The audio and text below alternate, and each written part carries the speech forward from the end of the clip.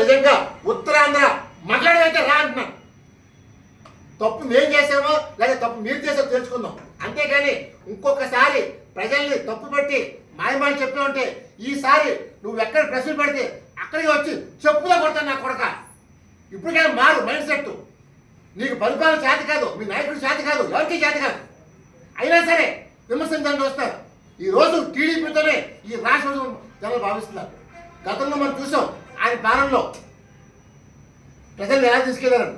ఈవేళ మనం చూస్తాం బీపీసీఎల్ ముందుకు వచ్చింది, పెట్టుబడిదారులు ముందుకు రాబోతున్నారు, అన్ని వర్గాలు ముందుకు రాబోతున్నాయి. కానీ ఈ రాష్ట్రాన్ని కాపాడటం కోసం తెలుగు శక్తి మొదటి నుంచి మేము పోరాడం. జగన్ పైన మేము భయపడలేదు.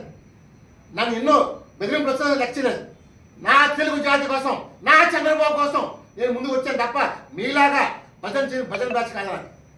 దానికి ఇవాళ ఒకటే చెప్తాం, రేపు 11 o'clockకి ఇదే బీజేపీలో నిజంగా అమర్నాథ్ మగాడైతే రా. నువ్వు మగాడ కాకపోతే ఇంకా జీవితంలో కనపడబాక. కనపడ్డావంటే మాత్రం తెలుగు శక్తి మనం చేస్తాను. జై హింద్.